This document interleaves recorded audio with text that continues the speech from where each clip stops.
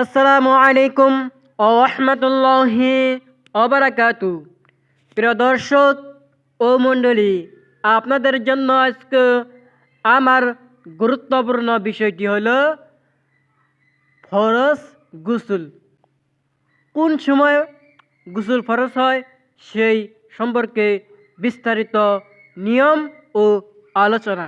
তাই 1 নম্বর, ফরজ গোসলের নিয়ম ও দোয়া। গোসল দৈনন্দিন কাজে অংশ, সুস্বাস্থ্য ও অসুস্থতার জন্য প্রতিদিনই গোসল করতে হয়। আবার জুমার দিন গোসল করা আবশ্যক। তাছাড়া কেউ ইসলাম গ্রহণ করে মুসলমান হতে চাইলেও গোসল করতে হয়। হাদিসে পাকে এইসব কাজের আগেই গুরুত্ব দেওয়া হয়েছে, কিন্তু এমন 3টি কারণ রহিয়াছে যে সব অবস্থা গোসল করা ফরজ। একে ফরজ গোসল বলে অভিহিত করা হয়। সেসব অবস্থায় গোসল না করলে পবিত্র হওয়া যায় না। ওই কারণগুলো কি কি, কিভাবে এই গোসল করতে হয়? গোসলের ফরজ হয় যে সব কারণে। নাম্বার 1, স্বপ্নদোষ হলো ঘুম কিংবা জেগে থাকা অবস্থায় শারীরিক উত্তেজনার সঙ্গে বীর্যপাত হওয়া। যখন স্বপ্নদোষ হয় তখন ওই ব্যক্তির উপর গোসল করা ফরজ। গোসল না করা পর্যন্ত সে অপবিত্রই থাকবে।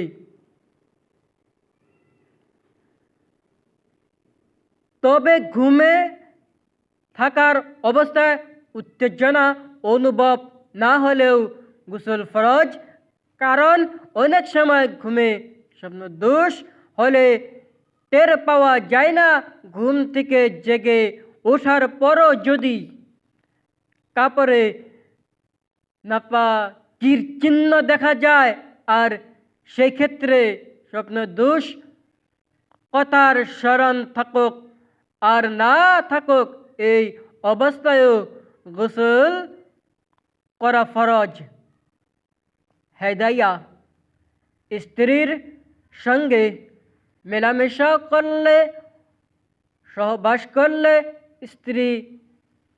স্বামী স্ত্রী উভয়ের উপর গোসল করা ফরজ। স্বামী স্ত্রী সহবাসের ক্ষেত্রে স্ত্রী গোপনাঙ্গ পুরুষ সর্বনিম্ন পরিমাণ অংশ প্রবেশ করালেও উভয়ের উপর গোসল ফরজ হয়ে যাবে। তাতে বীর্যপাত হোক আর না হোক, উভয়কে গোসল করতেই হবে। বুখারী ও মুসলিম শরীফের হাদিস।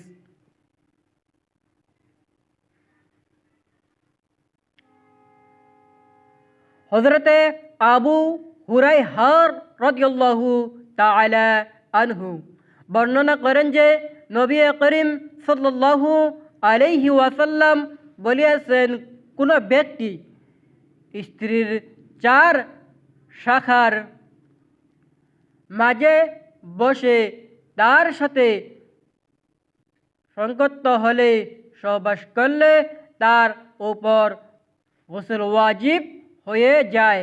বুখারী। হায়েজ নেফাস থেকে মুক্ত হলে, নারীদের মাসিক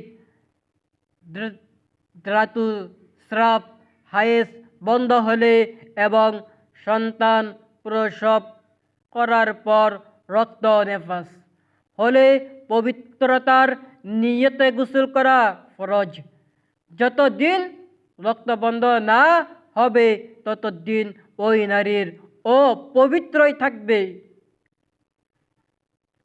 মহান আল্লাহ তাআলা কুরআনুল কারিমে নারী পুরুষের যৌন মিলন, স্বপ্নদোষ বা যে কোনো উপায়ে বীর্যপাতের মাধ্যমে কিংবা হায়েজ নেফাসের কারণে অপবিত্র হলে তাকে পবিত্রতা হওয়ার নির্দেশ দেন এইভাবে, আর যদি তোমরা অপবিত্রই হও তবে সারা দেহ পবিত্র করে নাও। সূরা মাইদা আয়াত নং 6।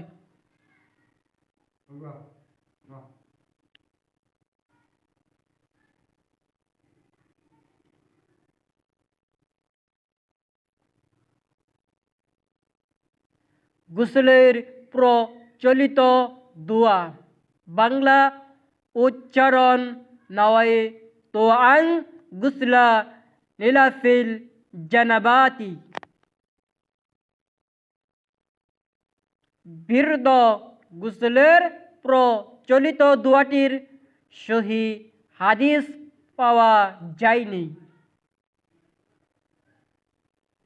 গোসলের জন্য বর্ণিত কোনো নির্দিষ্ট দোয়া নেই, তবে হ্যাঁ, গোসলের আগে তাসমিয়া তথা বিসমিল্লাহির রহমানির রহিম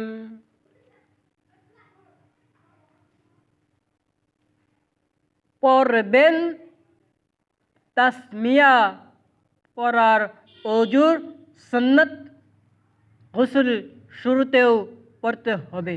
ফরজ গোসলের প্রচলিত নিয়ম বাংলা উচ্চারণ নওয়াইতু আন গুসলা নিরাফিল জানাবাতি। বিরদ মুখের নিয়ত পড়া শরীয়ত সময় নয়, নিয়ত করা জরুরি কিন্তু পড়া বিদআত।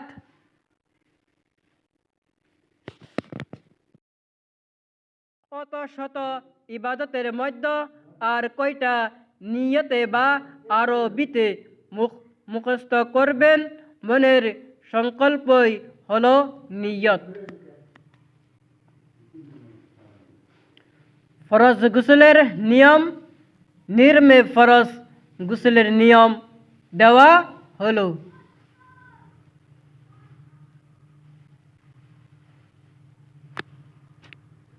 গোসলের দোয়া তথা বিসমিল্লাহির রহমানির রহিম পড়া। এর শরীরে কোনো জায়গায় অপবিত্র বস্তু লেগে থাকলে তা পরিষ্কার করতে হবে।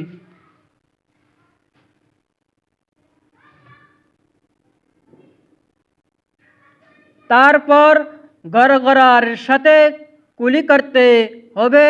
রোজাদার হলে গড়গড়া করা যাবে না। 3 বার কুলি করা সুন্নত।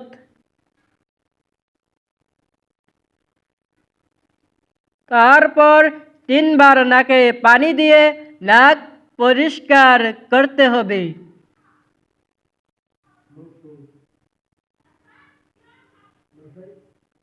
এরপর মাথার এমনভাবে পানি ঢালতে হবে যেন চুলের গোড়া পর্যন্ত পানি পৌঁছিয়ে যায়।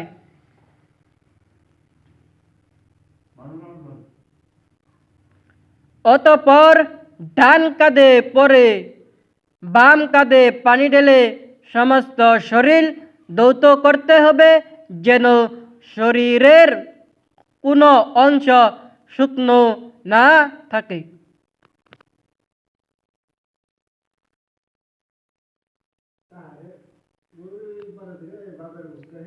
সর্বশেষে পা ধুয়েতে হবে। এরপর সারা শরীর কোনো কাপড় বা গামছা দিয়ে মুছে শুকনো কাপড় পরতে হবে।